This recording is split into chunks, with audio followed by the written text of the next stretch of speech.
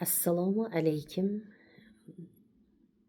Assalomu alaykum onlayn reklama a'zolari. Sizlar bilan g'aybona yana bir bora uchrashib turganimdan nihoyatda xursandman. Bugungi temamiz o't toshi. O'tdagi toshi. O'tdagi toshlarni bizning Nur Aziz sog'lomlashtirish markazimiz tabiiy giyohlari, siroplari yordamida bemalol o'tdagi toshni parchalab to'kib yuboradi deb tavsiya qilaman. Kelib lechini olib o'tlaringizni top-toza qilishlaringiz mumkin. O't saqlanib qoladi. Qayta davolanishdan jarrohlik yo'li qo'llashga umuman hojat yo'q. Allohning qudrati ila shu tabiiy giyohlarimiz, siroplarimiz yordamida o't ko'pi top-toza bo'lib saqlanib qoladi. Ko'p o't kopini oldirgan bemorlarimiz ham murojaat qiladi. Unaqa bemorlarimiz aytadiki, "Men ovqat yeyman, ovqatim singish qiyin. Постоянный dori iste'mol qilib yuraman" deydi. Shunaqa holatlar bo'lmaydi. O't ko'pi saqlanib qolsa. Agar o't ko'pi kerakmaydigan narsa bo'lsa, uni Alloh yaratmasdi.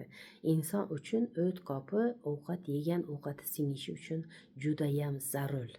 Shuning uchun o't ko'pini Allohim yaratib qo'yibdi. O't ko'pini qayta davolashda, jarrohlik yo'li qo'llashga umuman hojat yo'q. Bizning Nur Aziz sog'lomlashtirish markazimizni tabiiy giyohlari, siroplari yordamida bemalol o't ko'pi top-toza bo'ladi va o't ko'pi saqlanib, bemor sog'lom bo'ladi. Shuni bilan birgalikda bizni giyohlarimizni iste'mol qilgan bemorlarimiz butun ichki organlari sog'ayadi. Biz aytmaylik, sog'aytirib o'tib ketadi giyohlarimiz.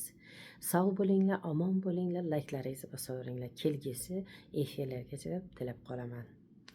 Layklaringizni bosaveringlar. Yuqorgi efirlarimda aytib o'tgandek, sizni bitta laykingiz bilan bitta bemor sog'ayadigan bo'lsa, Allohning qudrati ila muborak Allohning uyida roza Ramazon oyida bitta tuya so'yib 1000 ta ro'zadorga iftorlik bergan savobga ega bo'lasiz. Bunaqa savobga pul dunyo bilan erishib bo'lmaydi. Bitta laykingiz bilan erishishingiz mumkin. Shuning uchun layklaringizni ayamanglar.